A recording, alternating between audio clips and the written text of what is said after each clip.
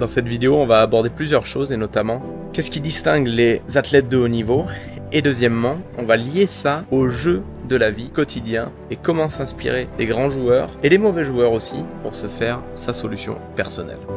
Lundi après-midi, hydratation avec l'aloe vera et je lis un livre aussi, intéressant. L'hydratation, tout le monde sous-estime, sachez un truc, ça c'est une stat extrêmement importante. Si tu es déshydraté, je parle pour un sportif, si tu es déshydraté de 2 à 3%, tu perds 20 à 30% de tes capacités sportives. Donc imaginons, tu vas faire un match de foot ou tu vas faire une compétition. C'est pour ça que vous voyez constamment les athlètes de haut niveau être en train de se réhydrater.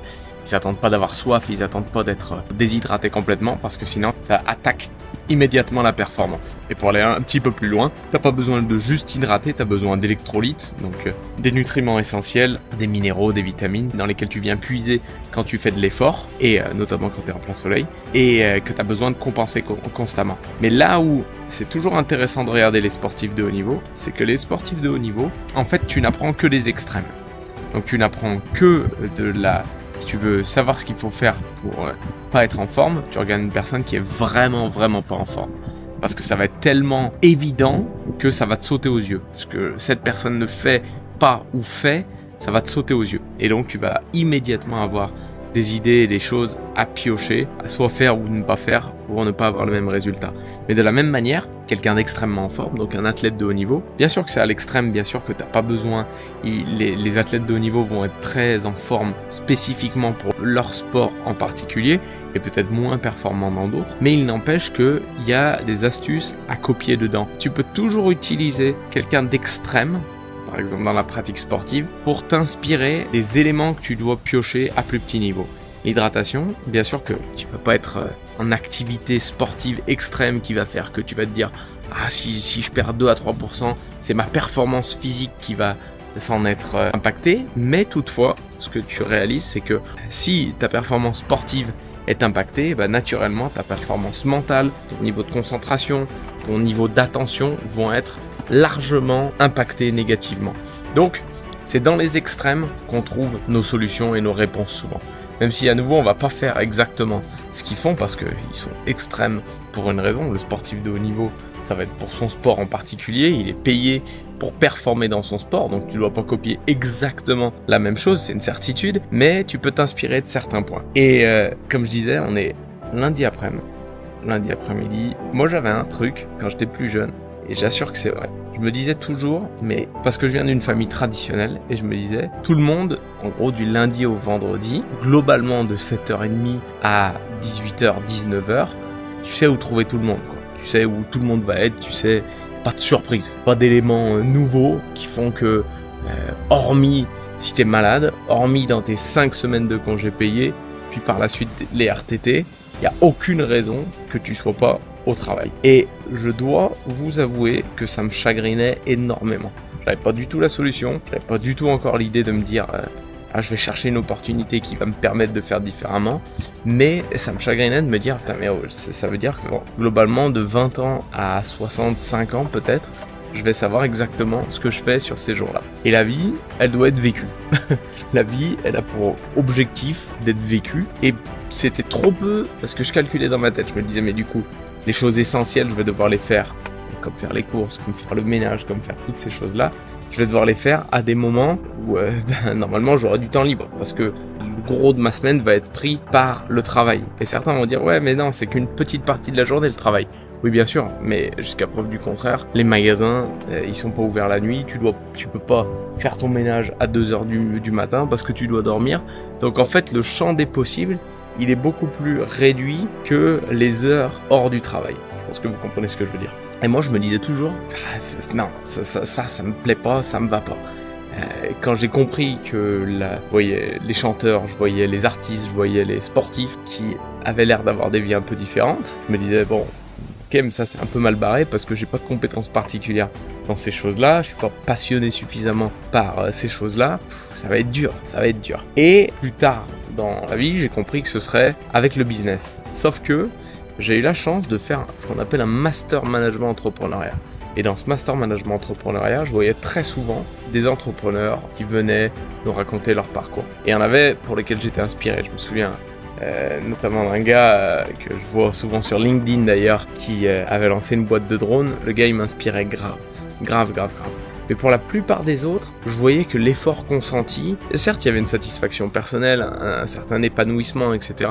Mais pour beaucoup c'était au détriment des autres aspects de leur vie. Et le résultat de temps et financier, il n'était pas là, j'avais juste l'impression que pour beaucoup c'était juste des employés plus. Dans le sens où il fallait qu'ils passent plus de temps, plus d'énergie que qui que ce soit d'autre. Et ça c'était, comme je le répète, c'était un truc qui me plaisait pas. Et je me disais, malgré tout la solution ça va être de lancer un business. Et dans le même temps, j'avais Lisa qui était à côté et qui se disait, elle y connaissait que dalle, j'y connaissais pas grand chose non plus, mais elle y connaissait que dalle et elle se disait, mais le business, les gens ils mettent 100 000 euros, 200 000 euros d'emprunt pour démarrer un business, t'es pas sûr que ça marche, t'es pas sûr d'être payé, ils disent que c'est 3 à 5 ans avant d'être payé, waouh, c'est pas très reluisant comme perspective, et en plus, elle me voyait moi, et j'avais pas d'idée particulière, j'avais pas un truc que j'avais dans ma tête, passion depuis des années, et donc elle se disait, en plus, le fait qu'il n'ait pas quelque chose de passionnant, et je le voyais bien moi aussi, mine de rien, quand t'as la passion, ça te permet de faire les heures en plus, ça te permet de faire l'effort en plus, et ce que beaucoup voient comme du travail, toi tu le vois plutôt comme quelque chose de naturel, d'acceptable, on va dire.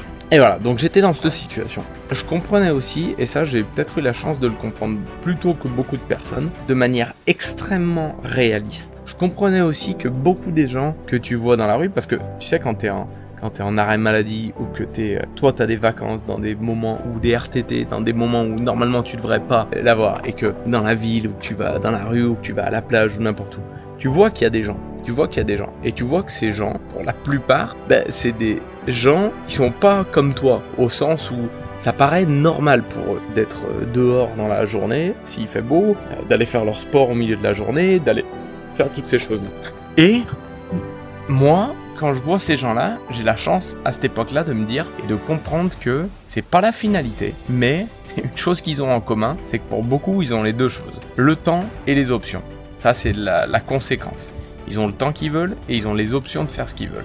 Et j'ai compris tôt, à ce moment-là, même si j'avais aucune compréhension autre qu'un salaire, j'ai compris à ce moment-là aussi que un des dénominateurs communs, c'était l'argent. Et j'ai compris cette chose-là qui, honnêtement, m'a servi depuis, c'est que c'est acceptable de travailler pendant quelques temps un peu plus fort que les autres pour avoir de l'argent, pour que tu n'aies pas à passer le reste de ta journée, de tes semaines et de ta vie à devoir courir après l'argent parce que tu te dis que c'est pas si important que ça. En effet, l'argent c'est pas le plus important, mais dans notre monde, dans notre vie moderne, dans notre société actuelle, c'est malgré tout central. C'est avec ça que tu payes tes vacances, c'est avec ça que tu payes une nuit d'hôtel, c'est avec ça que tu vas au restaurant, c'est avec ça que tu peux inviter des amis à manger chez toi, c'est avec ça que tu peux aller faire du shopping si c'est ça qui te plaît, c'est avec ça que tu peux vivre des expériences, pas que, bien évidemment, pas que, mais j'analyse aussi ça et vous me dites si c'est pareil pour vous, mais moi j'avais l'impression plus jeune, il y a peut-être une dizaine d'années, et peut-être que je me trompais, mais tu pouvais passer une journée sans avoir à sortir la carte bancaire, sans avoir à payer quelque chose. À nouveau, il y a peut-être 7-8 ans, quelque chose comme ça, c'était pas aussi automatique de tous les jours absolument sortir ta carte bancaire. Aujourd'hui, dès que tu es dans des environnements où il y a du monde, donc la ville, tous les jours, tu sors l'argent, tu sors la carte, tu sors du cash. Et c'est un fait. Et je sais qu'il y a peut-être des gens qui regardent ça et qui se disent bah ouais mais tu peux aller vivre dans un endroit où tu es totalement dans la nature, etc. Et je suis plus que d'accord. Et à vrai dire, je vais vous faire une confidence, j'adore le faire. Et on le fait régulièrement. Mais je sais aussi, en fonction des personnalités de chacun, que pour moi, ça, c'est trop. Si c'est toute l'année, c'est trop. Toute l'année dans une grande ville, c'est trop.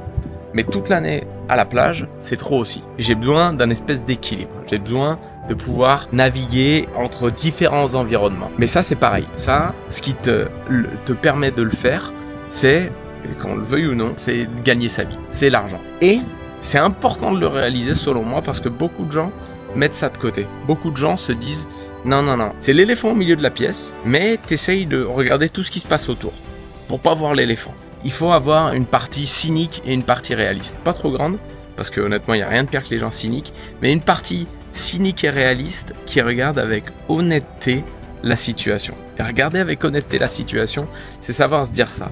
Donc, ça t'amène vers une autre quête. L'autre quête étant de te dire, ok, maintenant que j'ai ça, maintenant que je connais ça, maintenant que je suis à l'aise avec ce fait, comment? Et dès que tu te mets à l'aise avec ce fait, dès que les raisons qui te poussent à vouloir bien gagner ta vie, etc. arrivent, tu vas capter ce deuxième point qui est que le comment, il arrive plutôt naturellement. Parce que ton œil, ton cerveau, il devient ouvert. Il devient ouvert aux possibilités, il devient ouvert à des opportunités qu'il ne voyait pas avant, il repère des signaux qu'il ne repérait pas avant. Et le fait d'être ouvert à ça, le fait d'avoir ces signaux-là, de les voir, de les comprendre, eh ben, ça te permet de capter des informations que tu ne captais pas avant.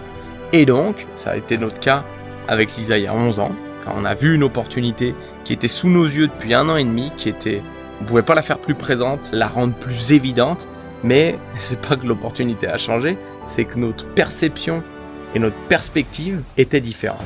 Parce que nous, on avait changé. Et notre acceptation de ça, elle avait changé. Moi pour ma part, j'avais accepté que la voie traditionnelle que 100% de ma famille avait suivie jusqu'à maintenant, c'était pas pour moi et que c'était ok. Et que dans le même temps, j'étais peut-être pas prêt à être un entrepreneur classique qui ouvre une boîte, qui se donne corps et âme, qui passe toute son énergie, peut-être parce que j'avais pas assez d'énergie, peut-être parce que j'avais pas assez de passion, peut-être parce que j'avais pas la bonne idée, mais j'avais accepté ça.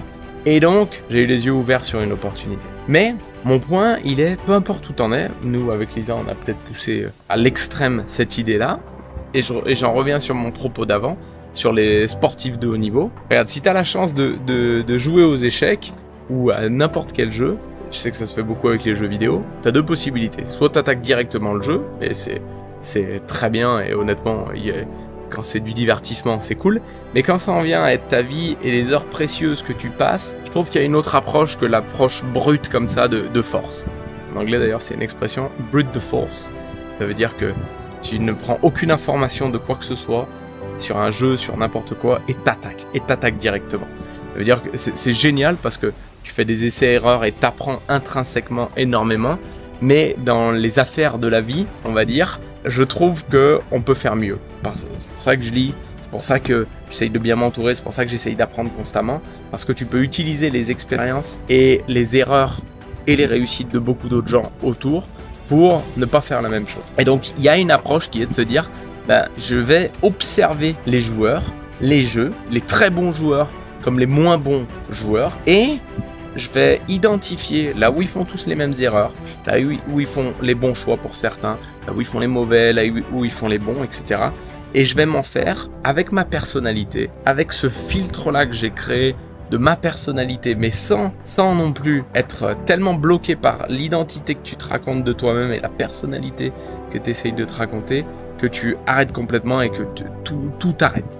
Il y a des gens, je vais dire une connerie, mais il y a des gens qui se sont tellement mis dans la tête que eux, c'était pas des gens qui étaient bons pour parler à du monde, qu'ils n'ont plus jamais fait l'effort depuis qu'ils se sont dit ça, et ça leur sert de caution dans chacune des situations. Ils ont leur carte, va tout, ah non, moi, je suis pas bon à parler à quelqu'un, et donc, terminé, ça arrête là.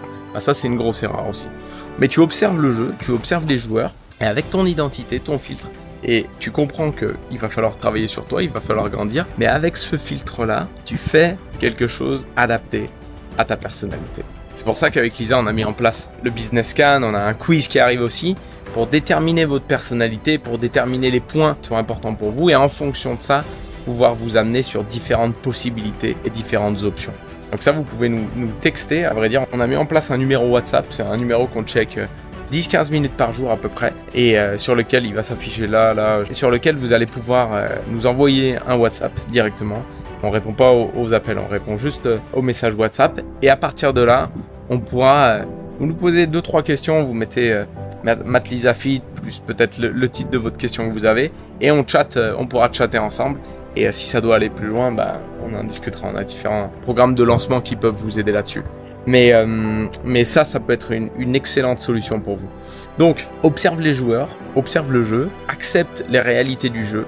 Joue pas au Uno en te disant non, les plus 4 ça n'existe pas, parce que quand tu vas avoir un plus 4 dans la tronche, ça va piquer et il faudra accepter durement la réalité. Donc accepte-les, comprends que rien n'est définitif, que tu peux toujours redémarrer, que t'as pas besoin de te bloquer dans ton identité et de belles choses peuvent se passer. Et c'est comme ça que les gens qui sont dispo les lundis après-midi, les jeudis matins, jeudi matin ça va une saveur particulière pour moi, c'est comme ça que ces gens-là